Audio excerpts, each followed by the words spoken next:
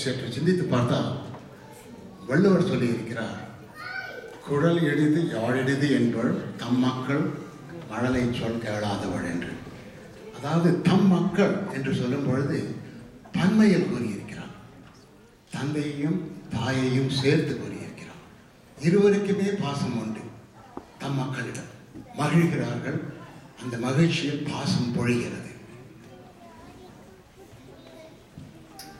அதே அளவில் ஔவையார் அவர்கள் சொல்லியிருக்கிறார், தாயிற் சிறந்த ஒரு கோயிலும் இல்லை, தந்தை சொல் மிக்க மந்திரம் இல்லை.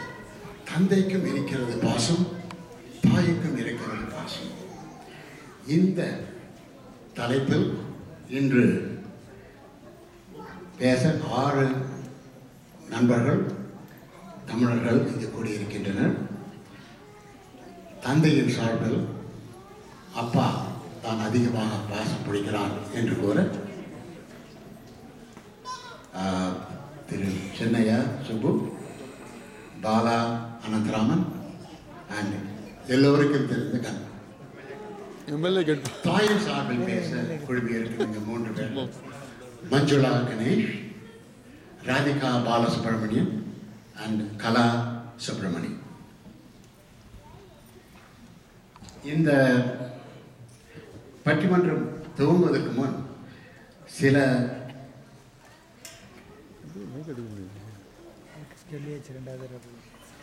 ஒவ்வொருவரும் 4 நிமிடங்கள் பேசுவார்கள், 5 நிமிடங்கள் பேசுவார்கள். 4 நிமிடத்தில் முதலாவதாக நான்,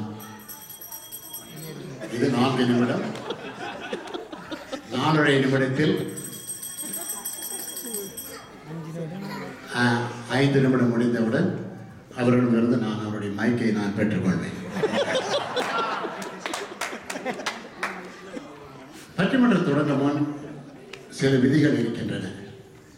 உங்களுக்காக 4 விதிகள், 2 விதிகள் பேச்சாளர்களுக்கு, 2 விதிகள் சபையோர்களுக்கு. முதல் விதி பேச்சாளர்களுக்கு,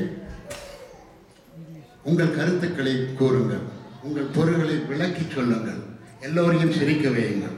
நகைச்சுவை முக்கியம்தான், ஆனால் தனிப்பட்ட முறையில் யாரையும் தாக்குதல் கூடாது.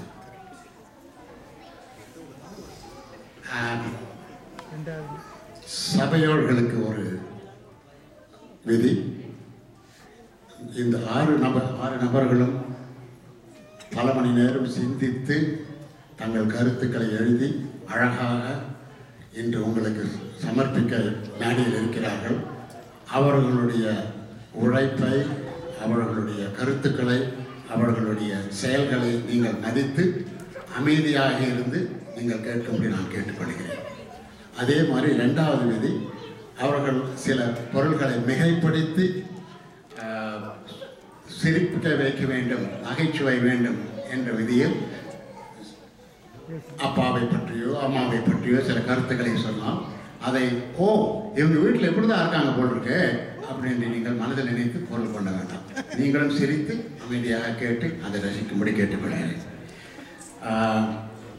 முதலாவதாக பட்டிமன்றத்தை தொடங்க முதல் பேச்சாளர் திருமதி மஞ்சுளா கணேஷ்.